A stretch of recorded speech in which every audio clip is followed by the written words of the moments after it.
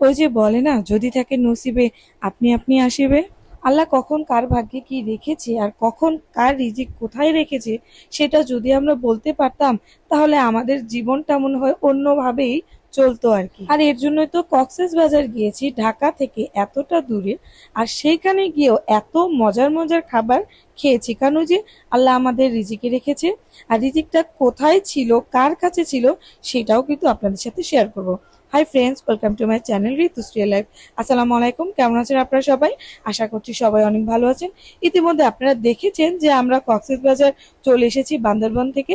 আর সেইখান থেকে এসে এই কক্সবাজারেও এত মজাদার খাবার আমাদের জন্য রান্না করেছে আমাদের মামি। যদিও এই মামির সাথে আমাদের কোনো সম্পর্ক নাই, আমাদের সাথে ইব্রাহিমের ফ্রেন্ড সুমন ভাই, তার ভাগ্নে বউ। কখনো কি চিন্তা করেছি যে এতটা দূরে এই মামির সাথে আমাদের সম্পর্ক হবে, আর ঢাকা থেকে এতটা দূরে গিয়ে তার হাতের এত মজার মজার রান্না খাবো। ওই যে বললাম না, যে যদি থাকে নসিবে আপনি আপনি আসিবে। আর আল্লাহ আপনার ভাগ্য, আপনার রিজিক কখন কোথায় রেখেছেন সেটা কিন্তু একমাত্র আল্লাহ ছাড়া আমরা কেউই বলতে পারবো না। আমরা কক্সবাজার হোটেল নিটল বেতে উঠেছি। আর সেই নিটল বের ম্যানেজমেন্টের দায়িত্বে ছিল আমাদের মামা। আর মামা যখন দেখলো যে আমরা সবাই ওইখানে গিয়েছি, তখন মামা বললো যে আমার বাসায় একবেলা আপনাদের আপ্যায়ন না করে আমি কোনোভাবেই আপনাদেরকে ছাড়ছি না। আর আজকে আমরা যেহেতু কক্সবাজার থেকে ঢাকার উদ্দেশ্যে ব্যাক করব, তাই তো আমরা খুব সকালবেলায় প্রায় 10টার দিকেই আমরা হোটেল চেক আউট করে আমরা চলে এসেছিলাম মামার বাসায়। আর এটা হচ্ছে আমাদের মামার সেই ছোট্ট একটা কিউট বাচ্চা। বাবা মা যেমন হয় বাচ্চাগুলোও কিন্তু তেমনই হয়। বাবা মা এত খুশি মেহমান দেখলে, আর এই বাচ্চাটা হচ্ছে তার প্রমাণ।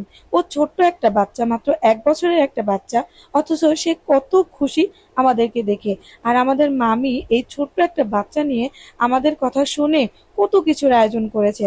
মামা তো একদম কক্সেস বাজারের সেই সমুদ্রের পাড় থেকে গিয়ে একদম টাটকা টাটকা তাজা তাজা এত রকমের মাছ নিয়ে এসেছে আমাদের খাওয়াবো বলে। আমরা 4 দিন ছিলাম কক্সেস বাজারে।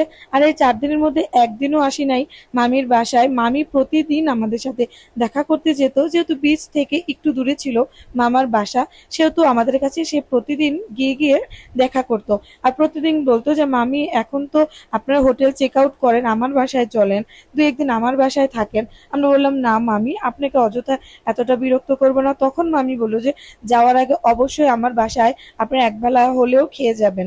তাই তো আমরা মামির বাসায় দাওয়াতে চলে এসেছি। আর এসে দেখি মামি আমাদের জন্য এত হরেক রকমের খাবার তৈরি করেছে, ভর্তা থেকে শুরু করে মাছ মাংস পোলাও, কোনোটাই কিন্তু মামি কমতি রাখে নাই। এই ছোট বাচ্চাকে নিয়েও মামি এত কিছুর আয়োজন করেছে। মানুষের সাথে যে শুধু রক্তের সম্পর্ক থাকলেই আপনার সম্পর্কটা ভালো হবে তা কিন্তু না। পৃথিবীতে এমন অনেক সম্পর্ক আছে যে সম্পর্কগুলো আপনার মুখে হাসি দেখলে তাদের মুখে অনায়াসে হাসি চলে আসবে। আর আপনার জীবনে এমন কিছু মানুষ আপনি পেয়ে যাবেন যারা রক্তের সম্পর্ক ছাড়াও আপনাকে অনেক ভালোবাসবে, আপনাকে আপনার মতন করে নিঃস্বার্থ ভালোবাসবে। যে ভালোবাসায় কোনো লোভ থাকবে না, কোনো স্বার্থপরতা থাকবে না। নিঃসন্দেহে সে আপনাকে মন থেকে ভালোবাসে।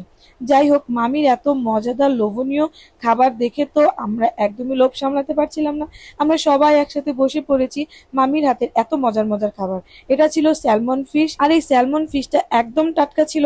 মামা বলল যে মাত্র সমুদ্র থেকে নৌকা থেকে নামিয়েছে, আর আমি তখনই ওইখান থেকে এই মাছটা আপনাদের জন্য কিনে নিয়ে এসেছি। আমরা যদি জানতাম যে এত সহজে এখানে এত টাটকা তাজা মাছ পাওয়া যায়, তাহলে আমরা আরো সকালে বের হয়ে আমাদের ঢাকার উদ্দেশ্য করে আর কিছু মাছ কিনে হয়তোবা আমরা প্যাকেটজাত করে নিয়ে আসতাম।